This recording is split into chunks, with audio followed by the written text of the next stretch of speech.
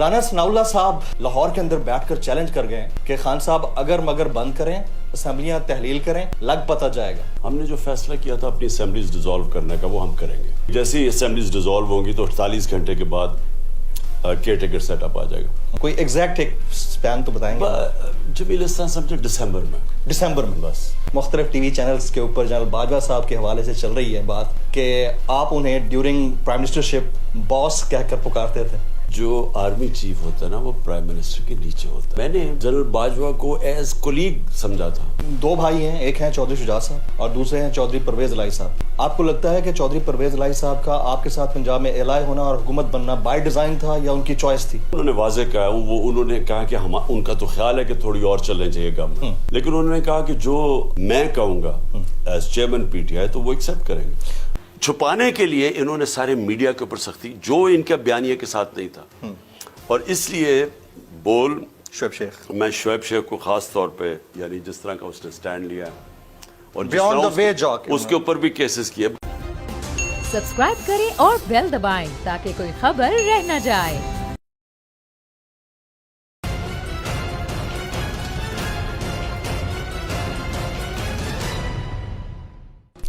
Good evening, welcome to national debate. Pakistan کے اندر جو سیاسی ٹیمپریچر ہے وہ اس وقت عروج پر ہے. 1 ورسز آل کی کہانی ہے اور آل ورسز 1 کی کہانی ہے.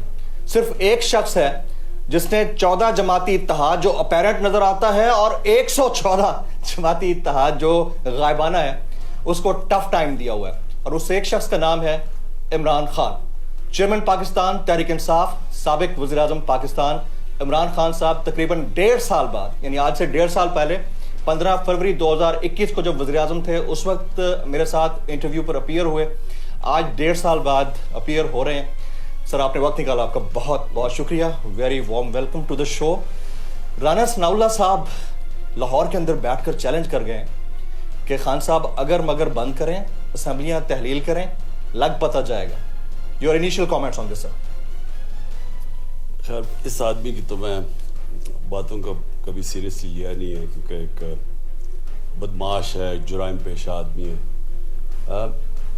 ہم نے جو فیصلہ کیا تھا اپنی اسمبلیز ڈیزالو کرنے کا وہ ہم کریں گے سر, اور وہ ہم کریں گے اپنی میں پارٹی کی مشاورت ساروں کو تیاری کروا رہے ہیں کیونکہ جیسے ہی اسمبلیز ڈیزالو ہوں گی تو 48 گھنٹے کے بعد کیئر ٹیکر سیٹ اپ آ جائے گا, یعنی اس کی نیگوسیشن شروع ہو جائیں گی. تو اس کی پریپریشن کر کے یعنی ایک دم جب ہم فیصلہ کریں گے تو ہماری تیاری ہونی چاہیے اس کے لیے, اور وہ جلدی ہے, وہ زیادہ دیر نہیں ہے. کوئی ایگزیکٹ ٹائم فریم دے سکتے ہیں, یعنی 20th سے 25 دسمبر یا 25 دسمبر سے 31 دسمبر, کوئی ایگزیکٹ ایک سپین تو بتائیں گے؟ جمیل احسان سمجھے ڈسمبر میں بس. ڈسمبر بس فائنل ہے, اس میں آپ نے اسمبلیاں ڈیزالو کرنی ہے. اچھا, 2 بھائی ہیں, ایک ہیں چودھری شجاع صاحب اور دوسرے ہیں چودھری پرویز الہی صاحب. آپ کو لگتا ہے کہ چودھری پرویز الہی صاحب کا آپ کے ساتھ پنجاب میں الائے ہونا اور حکومت بننا بائی ڈیزائن تھا یا ان کی چوائس تھی؟ دیکھیں, ان کی کیا پیچھے اس کے ان کی تھنکنگ تھی یا میں اس کا نہیں کہہ سکتا, لیکن ہمیں ایک سچویشن ایسا تھا کہ ہمیں جب جنرل باجوہ نے کہا جی اب عثمان بزدار کو ہٹائیں, سر, کیونکہ وہ ویسے ہی ایک بڑی عجیب سی ڈیمانڈ ہے کہ ایک آرمی چیف کہہ رہا ہے ایک پرائم منسٹر کو, جو آرمی چیف پرائم منسٹر کے نیچے ہے, تو وہ اس کو کہہ رہا ہے کہ اس کو اپنے چیف منسٹر کو ہٹاؤ. پہلے بڑی دیر سے لگے ہوئے تھے کہنے, تو پہلے تو وہ علیم خان کا کہتے تھے سر. میں ان کو کہتا گیا کہ علیم خان کے اوپر ایک بڑے سیریس کیسز ہیں, کیونکہ مجھے ایل ڈی اے والوں نے بتایا کہ اس کی وہ زمین پہ اربوں روپے کی زمین پہ انہوں نے قبضہ کر لیا ناجائز طریقے سے اور پلاٹس بیچ دی ہیں. تو انہوں نے تو ظاہر ہے کہ اگر کسی کے اوپر ایسی ایلیگیشنز ہیں وہ اس کو چیف منسٹر تو نہیں بن سکتا. اور پھر اینڈ میں جب ہم نے کہا ہاں ٹھیک ہے, کیونکہ انہوں نے اتنا زور لگایا, ہمیں اب خطرہ تھا کہ اگر ہماری حکومت اب گرائیں گے تو ہمیں سب کو اندر نظر آ رہا تھا کہ جو اکانومی ہے وہ کسی سے سنبھالی نہیں جائے گی جی. تو ہم نے آخر میں آپس میں ڈسکس کیا, ہم نے کہا ہم کڑوا گھونٹ پی لیتے ہیں, اگر ان کی ڈیمانڈ ہے کہ چیف منسٹر کو چینج کرو تو ہم کر دیتے ہیں, کیونکہ اس سٹیج کے اوپر اگر انہوں نے یہ سازش کامیاب ہوئی, گورنمنٹ گئی, اگر ہماری گورنمنٹ گئی تو سنبھالا کسی سے نہیں جائے گا. اور وہ میں نے شوکت ترین کو بھی جنرل باجوہ کو سمجھانے کے لیے بھیجا تھا کہ یہ وہ ان کو بڑا کنونس کریں اس بات کہ نہیں کہ وہ جو سارے اکنامک انڈیکیٹرز تھے ہمارے وہ سارے پازیٹیو تھے. لیکن اگر ملک کا سچویشن ایسا تھا کہ ایک دفعہ پولیٹیکل انسٹیبلٹی آ گئی تو اکانومی ایک ٹیل سپن میں چلی جائے گی, کیونکہ جب مارکیٹس اور خاص طور پہ ان کا, کیونکہ یہ لوگ تو 30 سال سے حکومت کر رہے ہیں, ان کی وجہ سے ہی تو ہماری جو حالات ہے آج. 30 سال سے جب سے یہ آئے ہیں, بنگلہ دیش بھی آگے نکل گیا, ہندوستان بھی آگے نکل گیا, یہ تو ہم ان سے آگے تھے.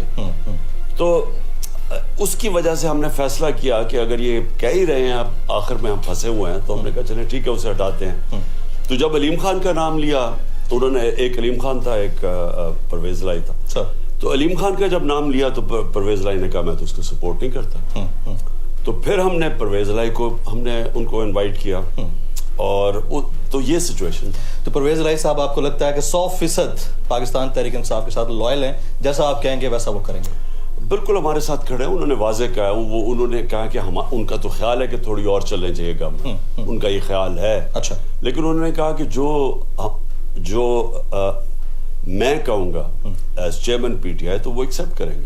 اور ساتھ ساتھ پرویز الہی صاحب کی آپ کی جو لاسٹ میٹنگ ہوئی ہے, اس حوالے سے کچھ افواہیں زیر گردش ہیں. وہ یہ ہے کہ پرویز الہی صاحب نے آپ کے سامنے یہ کنڈیشن رکھی کہ اگر ہم اسمبلیاں تحلیل کرتے ہیں, دوبارہ انتخابات ہوتے ہیں, حکومت دوبارہ سے بنتی ہے, تو پرویز الہی صاحب کو ہی سی ایم بنایا جائے اگلے 5 سال کے لیے. ایسی کوئی کنڈیشن رکھی انہوں نے؟ نہیں, انہوں نے کوئی ایسی کنڈیشن نہیں رکھی.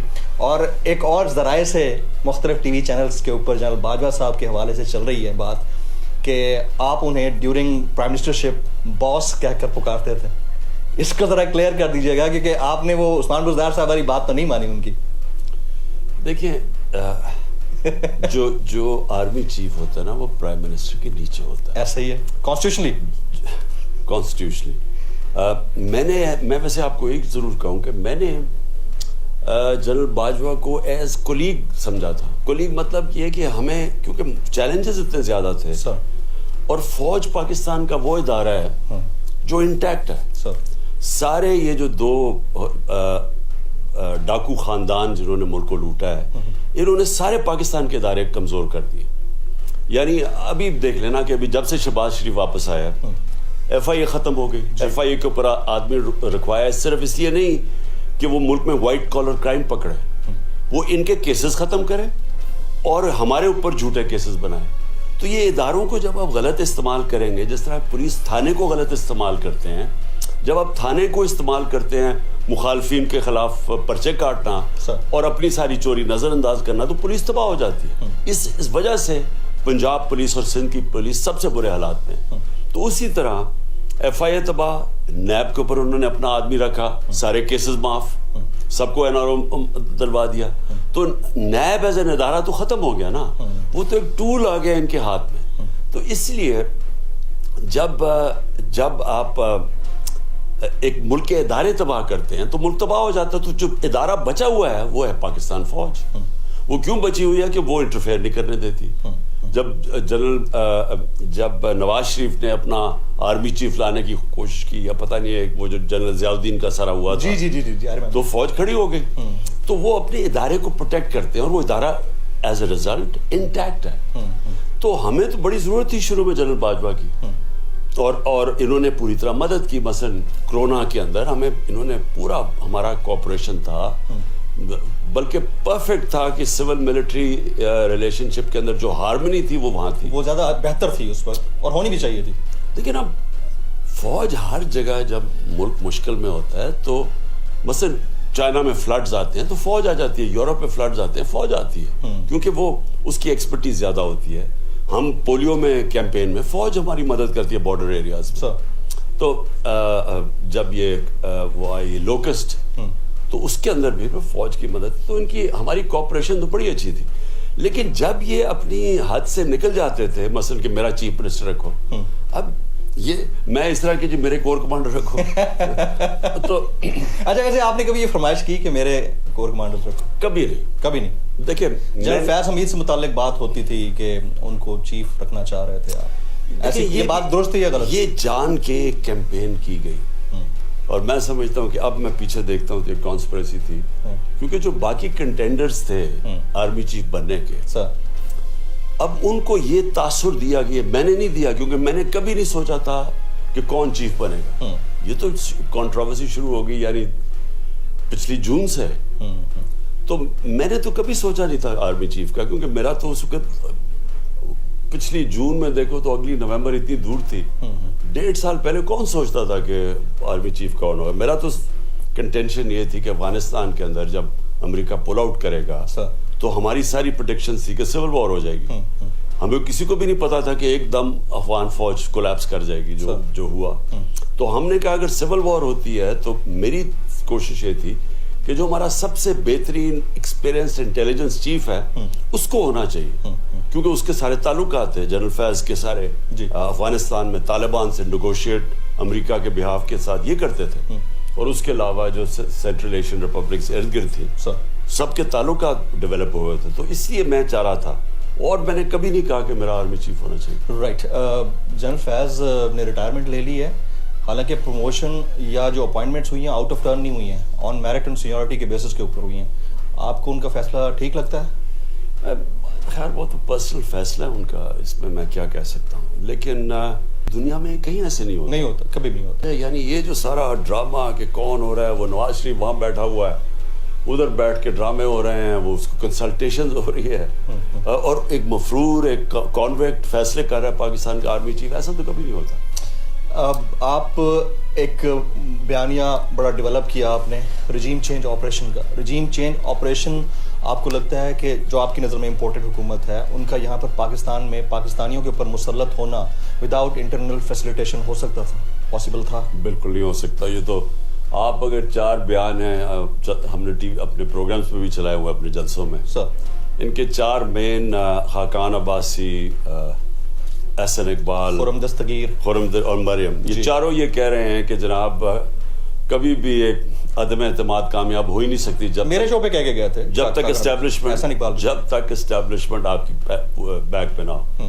تو وہ تو 100% کہ انہوں نے فیسیلیٹیٹ کیا. تو آپ انڈائریکٹلی کس کو پھر میر جعفر میر صادق کہتے تھے؟ جب فیسیلیٹیشن کی بات ہوتی ہے تو پھر تو کلیئر اس کو کر دیں. آج دیکھیں جی، نہیں کلیئر تو پہلے یہ ہو جائیں کہ جس نے بھی یہ کیا ہے، جن لوگوں نے کیا وہ سارے میر جعفر اور میر صادق ہیں سارے. یعنی جن لوگوں نے یہ رجیم چینج ہونے دیا وہ سب ذمہ دار ہیں، اور انہوں نے سب نے ملک سے غداری کی. وہ کیسے کی کہ 7 مہینے کے اندر آج ذرا پاکستان کے سارے اکنامک انڈیکیٹرز دیکھ لیں، نیگیٹو جا رہے ہیں. آپ کسی بزنس مین سے پوچھ لیں، کسی انویسٹر سے پوچھ لیں، کسی کسان سے پوچھ لیں کہ زراعت کا کیا حال ہے، اکانومی کا کیا حال ہے، بزنس کا کیا حال ہے. آپ کوئی باہر کی جو کریڈٹ ریٹنگ ایجنسیز ہیں پاکستان کی، موڈیز ہیں، فچ ہیں، ان کی ریٹنگز دیکھ لیں کہ پاکستان کی وہ کدھر ریٹ کر رہے ہیں. تو ہر طرح 7 مہینے کے اندر یعنی دشمن بھی وہ نہیں کر سکتا تھا جو پاکستان سے ہوا ہے. جو پاکستان کا اکنامک کولیپس کی طرف جا رہے ہیں، جو اب ڈیفالٹ کے کنارے پہ کھڑے ہیں. اور ڈیفالٹ کا مطلب میں صرف میری قوم کو سمجھنا چاہیے کہ ڈیفالٹ کا مطلب سب سے بڑا مسئلہ ہونا ہے کہ ہمارا روپیہ گر جائے گا. اور ہمارا روپیہ کدھر رکتا ہے کوئی نہیں کہہ سکتا، کیونکہ ہمارے پاس فورن ایکسچینج ریزروز نہیں ہیں ان کو اس کو سپورٹ کرنے کے لیے، اور نہ ہی ہمارے پاس اب ابیلٹی ہے باہر سے پیسے لینے کی. ریمیٹنسز بہت نیچے چلی گئی ہیں. ریمیٹنسز کیوں نیچے چلے گی؟ ڈالر کی آفیشیل ریٹ اور مارکیٹ ریٹ میں فرق ہے، اور ٹرسٹ ڈیفیسٹ بھی ہے گورنمنٹ پہ. ڈیفینیٹلی آپ پہ لوگ ٹرسٹ کر رہے تھے. ٹرسٹ ڈیفیسٹ بھی ہے. دوسرا، جب پاکستان کی وہ جو سی ڈی ایس کہتے ہیں کہ جو کریڈٹ کی رسک ہے جی، وہ جب پہنچ جائے کہ 100 اور 90 اور 100 کے بیچ میں، ہاں جی، جبکہ ہمارے دور میں 5%، only 5%، تو 5% سے 100%، اس کا مطلب باہر سے کوئی کریڈٹ نہیں ملنا لگا. کوئی آپ کو باہر سے پیسہ نہیں دینے، نہ کسی کمرشل بینک نے پیسہ دینا ہے اور نہ ہی کسی نے انویسٹ کرنا ہے پاکستان میں. کون انویسٹ کرے گا؟ اپنے ڈالر باہر سے لا کے چینج کرے گا روپے میں اور انویسٹ کرے گا، کوئی کارخانہ لگائے گا. کیوں لگائے گا؟ جب ڈالر کے اندر ہی اگر وہ پیسہ رکھے تو اس پہ بڑا نفع ہے، کیونکہ روپیہ گرتا جا رہا ہے. تو یہ جس نے کیا، میں سوال میرا یہ ہے کہ جس نے یہ کیا پاکستان سے، جس نے بھی ایکسپیریمنٹ کیا، جنہوں نے کیا، انہوں نے یہ سارے میر جعفر اور میر صادق. Very right. آپ نے گزشتہ دن ایک بات کہی کہ حالیہ آرمی چیف کو گزشتہ آرمی چیف کی پالیسیز پر عمل پیرا نہیں رہنا چاہیے. یہ آپ کی خواہش ہے یا آپ کا ان کو مشورہ ہے؟ دیکھیے میں تو ایز اے پاکستانی اب بات کر رہا ہوں سر. میں تو بات ہی نہیں کر رہا کہ سر چیئرمین پی ٹی آئی. دیکھیں ہمارا یہ جو ہوا ہے 7 مہینے کے اندر سر، اس کے اندر جو جنرل باجوہ کی پالیسیز رہی وہ کیا ہوا؟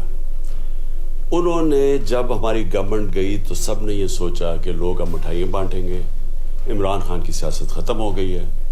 یہ جنرل باجوہ خود کہتے رہتے تھے کہ جی ان کو تو نون لیگ آ رہی ہے اگلی باری، پی ٹی آئی کو کوئی ٹکٹ لینے وہ تو اپنے آپ کو اے پولیٹیکل بھی کہتے رہے ہیں. یہ اب یہی ڈینجر ہے نا کہ کہتے ہیں اپنے آپ کو ایک پولیٹیکل اور بن جاتے ہیں پولیٹیکل. ایکسپرٹیز آپ کی پولیٹکس میں ہے نہیں لیکن آپ ایکسپرٹ بن جاتے ہیں.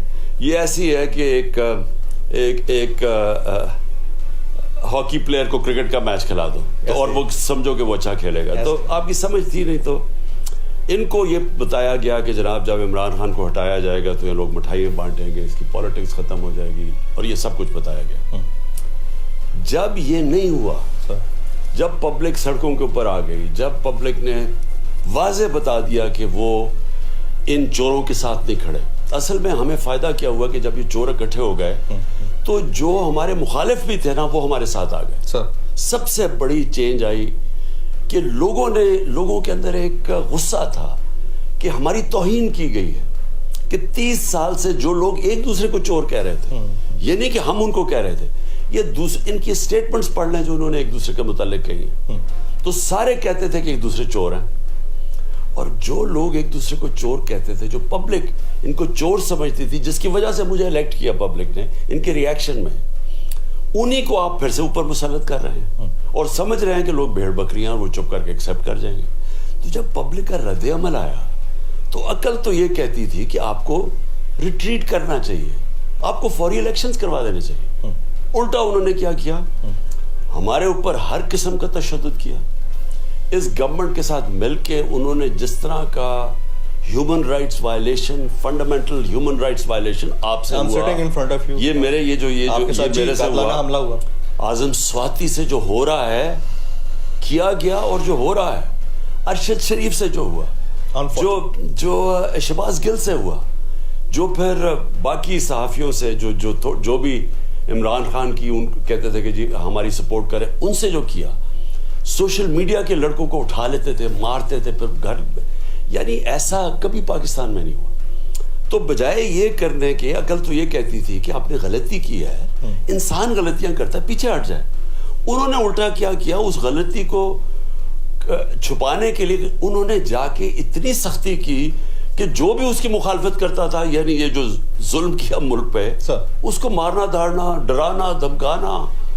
تو خان صاحب معذرت کے ساتھ، ابھی آپ نے کہا کہ آپ کی توقع ہے کہ جو نئے آرمی چیف ہیں وہ گزشتہ آرمی چیف کی پالیسیز کو نہ لے کر چلیں، لیکن ابھی جو اعظم سواتی صاحب کے ساتھ ہو رہا ہے، ایک طیارے سے دوسرا، دوسرے طیارے سے تیسرا، اب تو جنرل باجوہ نہیں ہے نا.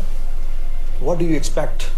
دیکھیں میں پھر سے ریپیٹ کرتا ہوں کہ یہ جو ہوا ہے 7 مہینے کے اندر جنرل باجوہ کے دور میں، یہ کبھی پاکستان میں نہیں ہوا اور کسی ڈیموکریٹک گورنمنٹ کے دور میں نہیں ہوا. یہ صرف اگر ہوا تھا تو مارشل لاز میں شاید ہوا ہو، پیپلز پارٹی کے ساتھ ضیاء کے مارشل لاء میں ہوا ہوگا. میں نہیں جانتا کہ کس سے اتنا بڑا ظلم ہوا. ایون جنرل مشرف کے دور میں بھی اتنا نہیں. جنرل مشرف کے دور میں مخالف تھا، میں جیل گیا، میں نے تنقید کی تھی. مجھے کبھی اس طرح کا ظلم نہیں میں نے دیکھا جو کہ اس دور میں ہوا. تو اس سے ہوا کیا ہے؟ فوج اور عوام میں فاصلے آ گئے. عوام کھڑی ہو گئی ان چوروں کے خلاف، ہمارے ساتھ کھڑی ہو گئی. اور یہ جو جنرل باجوہ نے کیا کیا کہ اسٹیبلشمنٹ گورنمنٹ کے ساتھ جا کے کھڑی ہو گئی اور وہ ہمارے اوپر تشدد کر دیا. تو اس سے تو کامن سینس ہے کہ ایک ریاکشن آنا تھا، اور پبلک اور فوج کے اندر فاصلے بڑھ گئے. اب ہونا کیا چاہیے؟ کلیئرلی یہ ریورس کرنا چاہیے. یہ جو کہہ رہے ہیں کہ ہم نیوٹرل ہیں، نیوٹرل رہیں. اور پھر کسی صورت یہ جو فنڈامنٹل انسانوں کے رائٹس کی وائلیشن ہے سر، اس کو کسی صورت سپورٹ نہ کریں. رائٹ سر، آپ کی اجازت سے ایک بریک لینا چاہیں گے. خواتین حضرات، grand national debate Imran Khan صاحب کے ساتھ قاتلانہ حملے کے بعد ریکور کر رہے ہیں. گولیاں ٹانگ میں لگی، لوگ ابھی بھی اس چیز کو ڈرامہ کہتے ہیں، خاص طور پر اس گورنمنٹ کے جو ریپرزینٹیٹیوز ہیں. میں نے اپنی آنکھوں سے وہ گولیاں پیوست ہونے کے نشانات لاسٹ ٹائم میٹنگ میں دیکھے ہیں. بریک لیتے ہیں, بریک کے بعد جب واپس آئیں گے الیکٹورل پروسیس, خان صاحب کی ایکسپیکٹیشنز, پبلک کی ایکسپیکٹیشنز اور حکومت کا بیانیہ سائفر کے اوپر اور میڈیا کو مینیپولیٹ کرنا اور چیزوں کو آگے بڑھانا, وہ کیا ہے آفٹر دس بریک.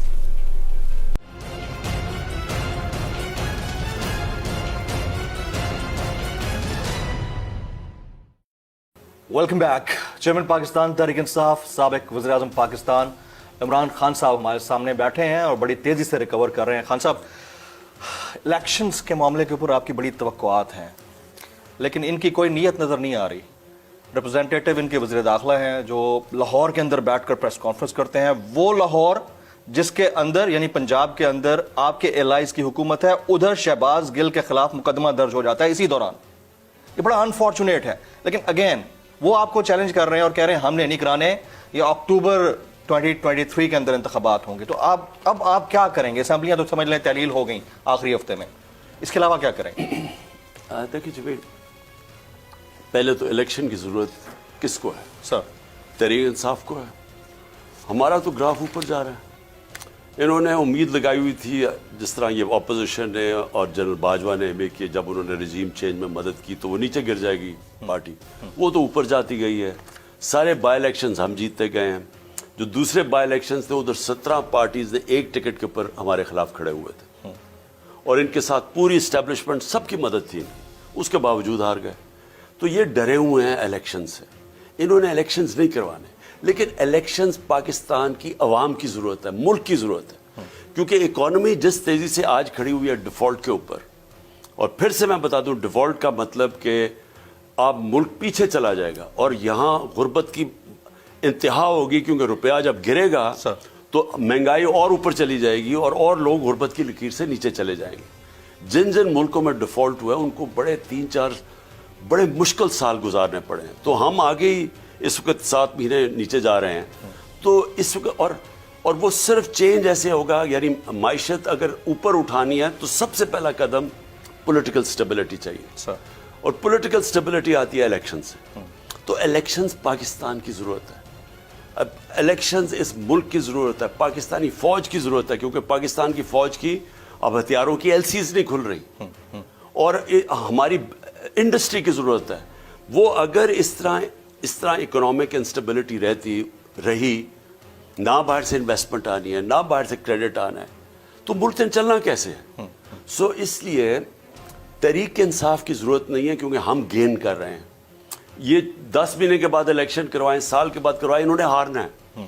لیکن یہ اپنے آپ کو بچانے کے لیے یہ کسی طرح چاہتے ہیں کہ الیکشن نہ ہو اور یہ کھینچتے جائیں, تب تک یہ FIA اور یہ سارے نیب ان کو استعمال کریں ہمارے خلاف. ہمیں کس طرح سب سے بڑی کوشش ہے عمران خان کو ڈسکوالیفائی کرنے کی. جی, وہ الیکشن کمیشن, اس پہ آپ پہلے بھی الیکشن کمیشن ان کے ہاتھ میں ایک ہتھیار ہے.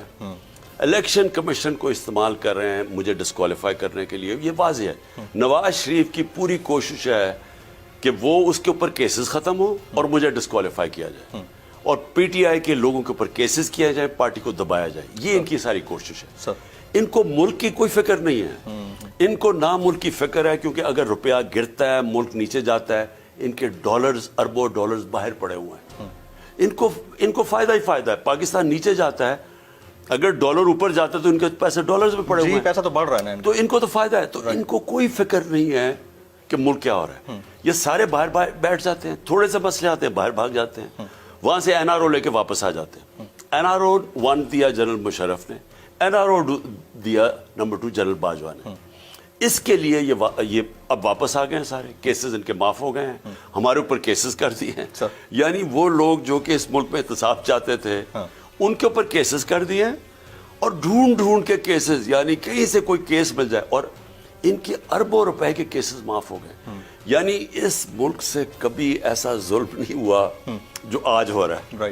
اور اس لیے میں کہتا ہوں کہ ہماری یہ پالیٹکس نہیں ہے, یہ تو جہاد ہے حقیقی آزادی. خان صاحب, مجھے 15 فروری 2021 کا آپ کے ساتھ پرائم منسٹر ہاؤس میں کیا ہوا وہ انٹرویو یاد آتا ہے, جس میں آپ نے اس وقت ایک بات کہی تھی کہ میں کیونکہ اس وقت وزیر اعظم آفس میں ہوں, پرائم منسٹر ہوں, اس لیے بات میں نہیں کر سکتا, ہمارے ڈپلومیٹک ریلیشنز ایسے ہیں. آپ نے کہا تھا کہ مجھے 2 ممالک سے فنڈنگ کی آفر ہوئی تھی.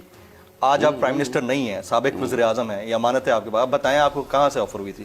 جی میں اس لیے بتا نہیں سکتا کیونکہ وہ ملک امبیرس ہوں گے, لیکن ان دونوں نے مجھے آفر کیا تھا الیکشنز کے اندر, الیکشن سے پہلے, کہ ہم فنڈ 2018 میں, اور وہ ان پارٹیز کو فنڈ کرتے رہے ہیں. باقی پارٹیز کو میں آپ کو, اس نے مجھے خود بتایا کہ پہلے ہم اس پارٹی کو فنڈ کرتے تھے, ہم نے اب یہ 2013 الیکشن کون کون سی پارٹیز کو؟ نہیں میں اس لیے آپ کو نہیں بتاؤں گا کہ وہ ملک امبیرس ہوتے ہیں. اچھا, انہوں نے کہا کہ پارٹیز کا نام تو لے سکتے ہیں. پہلے نہیں, وہ ہم اس پارٹی کو فنڈ کرتے تھے, اب ہم نے فیصلہ کیا آپ کو فنڈ کرنے کا. آپ نے اس کو اسٹریٹ اوے ڈینائی کر دیا؟ بالکل ڈینائی کیا کیونکہ وہ لیگل تھا. رائٹ. سائفر کے معاملے کے اوپر آپ لوگ سمجھتے ہیں آپ پیچھے ہٹے, از دیٹ رائٹلی سو؟ یہ دوسری جماعتوں کے لوگ سمجھتے ہیں خان صاحب.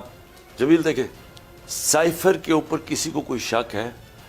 کسی کو شک تو نہیں ہونا چاہیے. ہم آئی وٹنس ہیں اس کے. نہیں, سائفر اگر کسی کو شک ہو تو وہ کیبنٹ کی منٹس پڑے ہوئے ہیں جس کے اندر سائفر رکھا گیا, نیشنل سیکیورٹی کاؤنسل کے سامنے رکھی گئی, اس کے منٹس اویلیبل ہے. ڈیمارش کیا گیا امریکہ کو ان کے اوپر کہ انہوں نے مداخلت کی ہے. پھر شہباز شریف نے اپنی نیشنل سیکیورٹی کاؤنسل بنائی, امبیسڈر اسد مجید کو ادھر بلایا, انہوں نے پھر کنفرم کیا کہ یہ جو سائفر میں یہ ٹھیک ہے.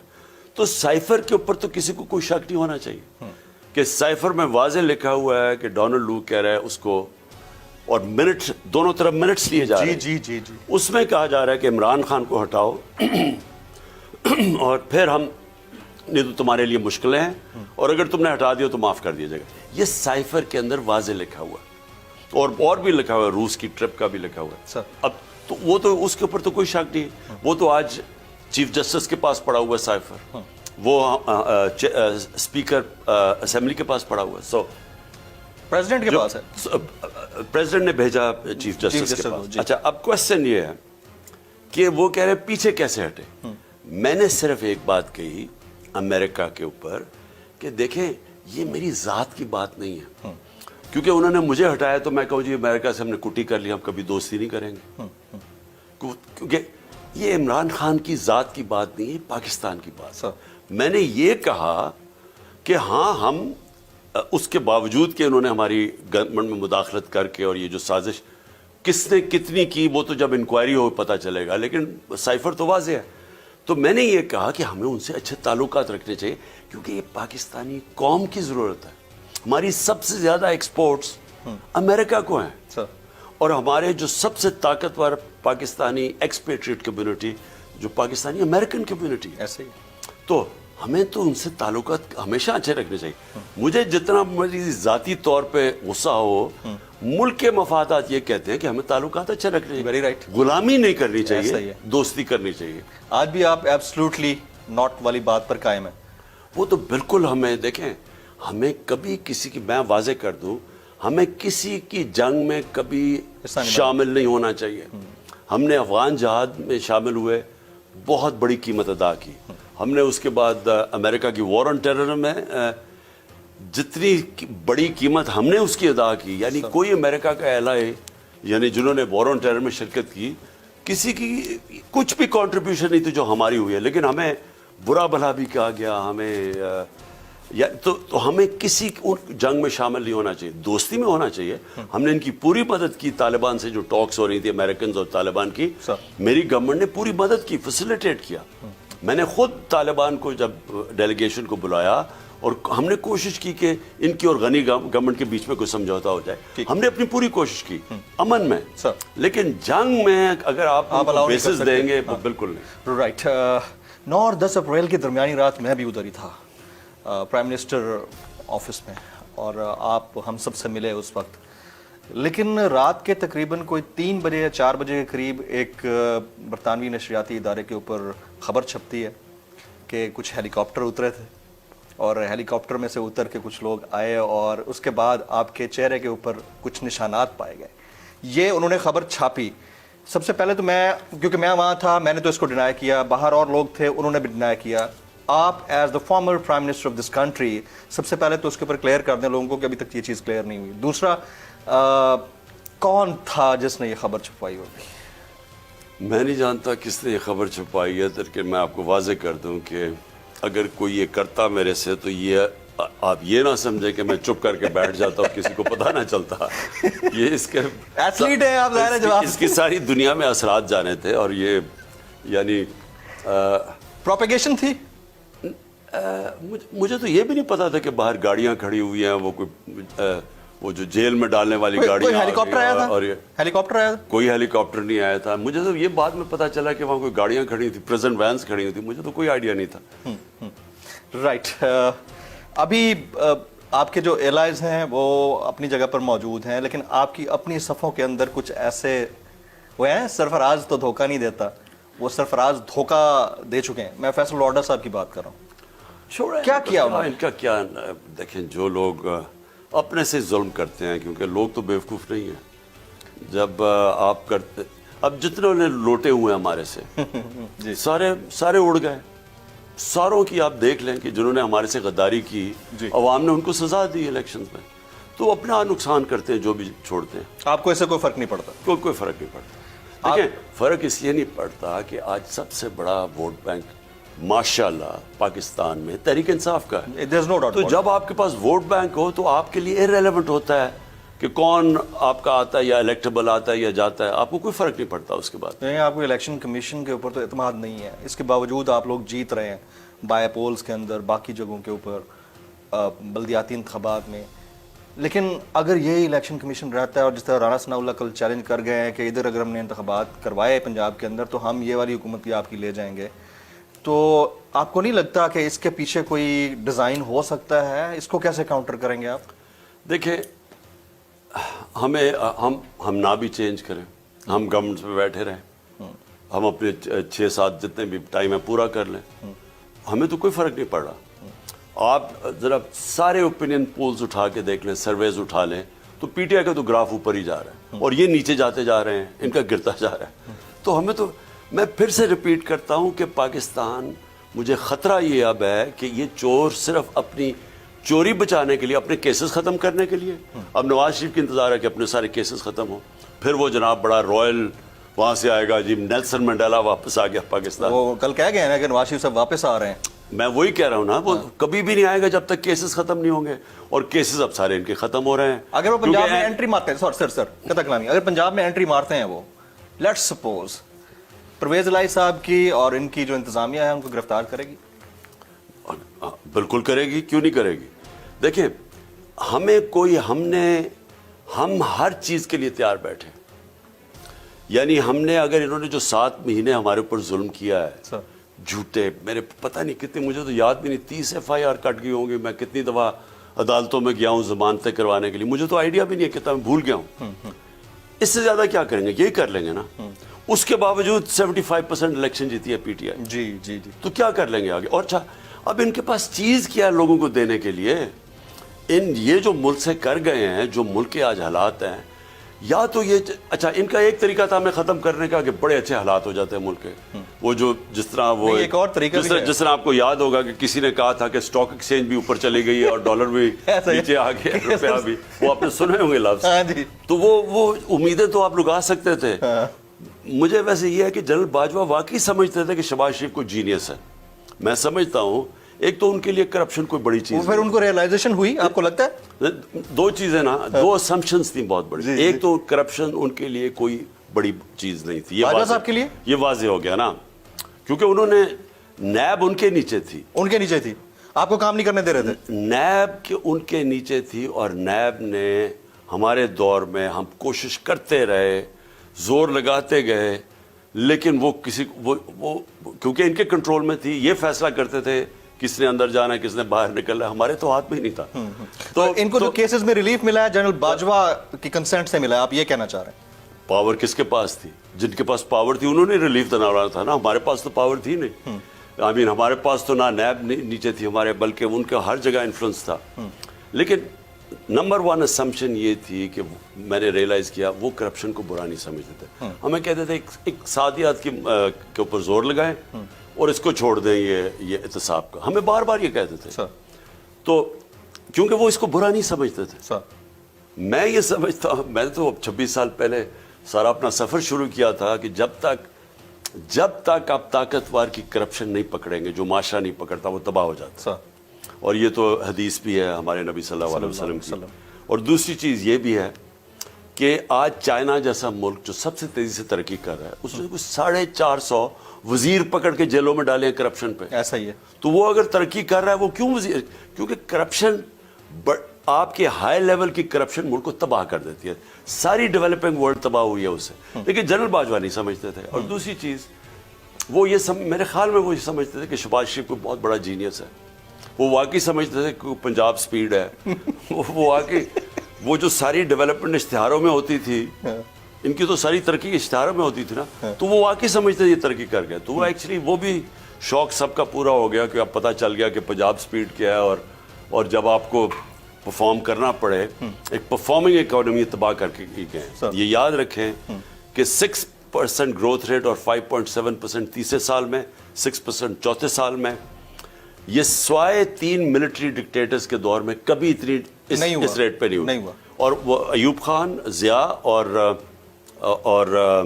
मुशर्रफ के वो क्यों हुआ? क्योंकि उन्होंने अमेरिका की जंगों में शामिल थे। अयूब खान उनके पैक्ट सीटों सेटों में शामिल थे और डॉलर्स आ रहे थे पाकिस्तान में, तब तरक्की हुई है। हम वाहिद डेमोक्रेटिक गवर्नमेंट है जो डॉलर्स आने डिस्पाइट के नहीं आए डॉलर्स, उसके बावजूद हम इस रेट पे गए थे। तो इन्होंने उस वक्त हमारी गवर्नमेंट गिरा के इन लोगों को ले आए हैं जिन्होंने आज just because they are good political managers, I mean daily mail को उधर जाके इन्होंने आउट ऑफ कोर्ट सेटलमेंट कर ली है, जो इस वक्त तज्जिया निगार कह रहे हैं। तो कहीं और भी सेटलमेंट की होगी अपने आने के लिए इन्होंने। पहले डेली मेल उसको भी क्लियर कर देना, क्योंकि आप 2 लफ्ज बड़े क्विकली कहते हैं और बार बार कहते हैं, मीर जाफर, मीर सादिक गद्दार। तो इसके ऊपर फिर जरा कुछ क्लियर कर दें। जिन्होंने इन सेटअप को लेके आए हैं उनसे बड़े मीर जाफर और मीर सादिक इस मुल्क की तारीख में नहीं आए। आप ये बाजवा साहब को कह रहे हैं, जो भी इसमें शामिल है। अच्छा, अब मैं आपको इनकी बात बताऊं। सर डेली मेल, देखिए मैं इंग्लैंड के अंदर एक लाइबल केस लड़ा हूं जो बड़ा हाई प्रोफाइल था। 3 हफ्ते इंग्लैंड में फ्रंट पेज और हेडलाइन न्यूज था। मेरा और इयन बोथम का केस हुआ था ये लाइबल का। तो मुझे तो पता है वहां क्या होता है। उन्होंने मेरे ऊपर केस किया और केस मैं जीत गया। जब मैं केस जीता तो उनको सारे मेरे कॉस्ट देने पड़े, और कॉस्ट थे लाखों पाउंड के सर, यानी 15-20 हज़ार नहीं, 2 लाख पाउंड के कॉस्ट थे। बहुत बड़ा फिगर। वो कॉस्ट देने पड़े मेरे। तो अब इन्होंने केस कर दिया डेली मेल पे। इन्होंने कहा, और फिर कहा हम जीत गए। अगर ये जीत जाते तो डेली मेल को इनके कॉस्ट देने पड़ने थे। उन्होंने कोई कॉस्ट नहीं दिया। हाँ जी, ऐसा कुछ नहीं है। डेली मेल अगर ये जीत जाते डैमेजेस देने पड़े थे, उन्होंने कोई डैमेजेस नहीं दिए। इसका मतलब सेटलमेंट इन्होंने आउट ऑफ कोर्ट सेटलमेंट की उनसे सर, क्योंकि अगर वो कोर्ट अदालत में जाते, इन्होंने क्यों सेटलमेंट किया? इन्होंने सेटलमेंट इसलिए की कि डेली मेल ने एक तो वो बताया ना कि कोई फंडिंग, अच्छा वो फंडिंग से क्यों उन्होंने उसके ऊपर अपोलोजाइज किया? क्योंकि उनको एनआरओ मिल चुका था। जी जी जी। जब अदालत से एनआरओ मिल गया, वो जो डिफेड का उनकी एक फंडिंग का केस था, तो इसलिए उन्होंने वो ड्रॉ किया। लेकिन उन्होंने जो बाकी चार्जेस चोरी के इनके ऊपर करप्शन पे लगाए हुए थे, उस पर वो खड़े रहे।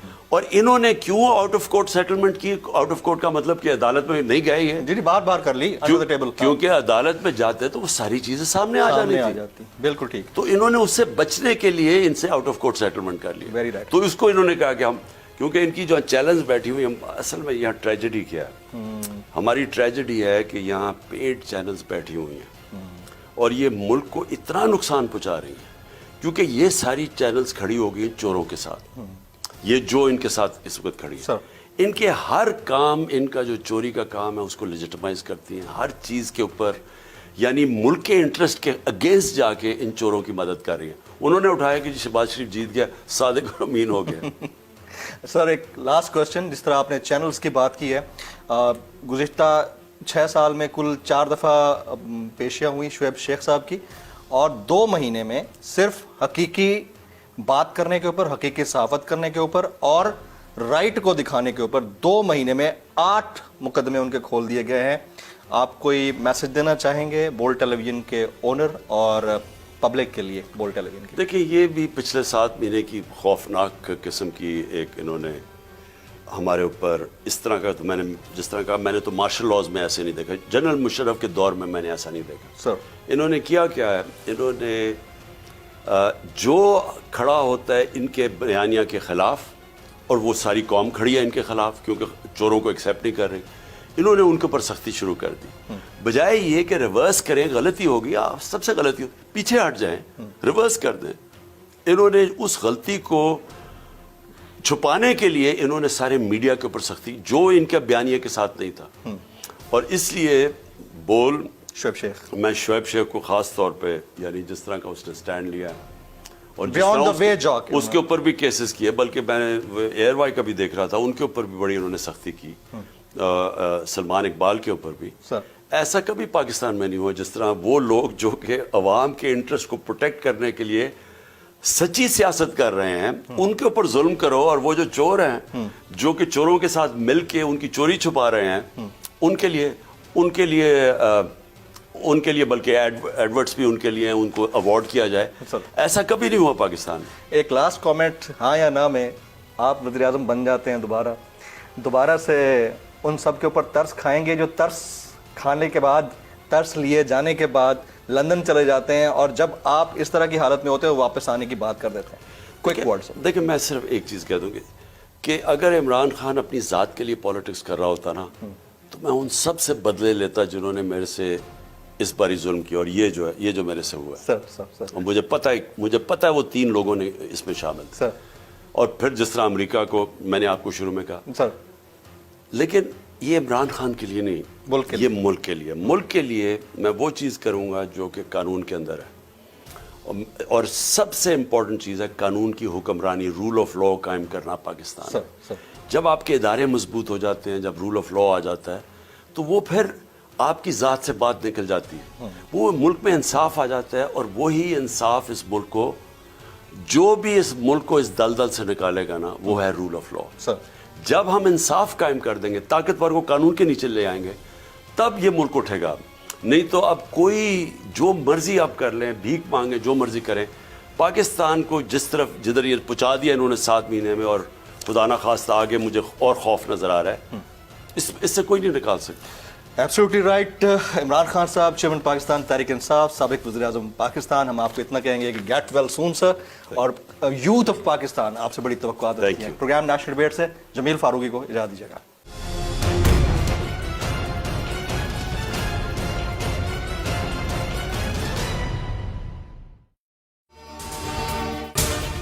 اگر آپ کو یہ ویڈیو پسند آئی ہو تو سبسکرائب کیجئے اور بیل آئیکن ضرور ہٹ کیجئے گا.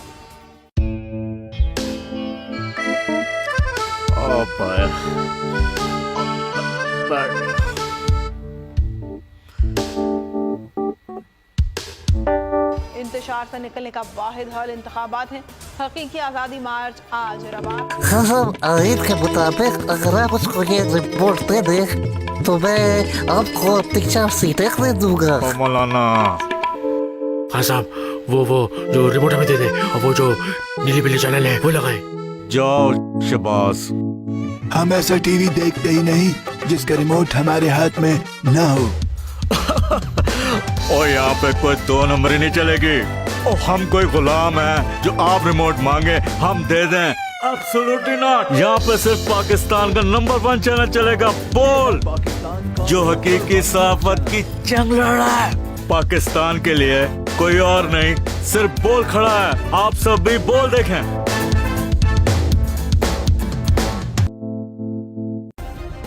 سبسکرائب کریں اور بیل دبائیں تاکہ کوئی خبر رہ نہ جائے.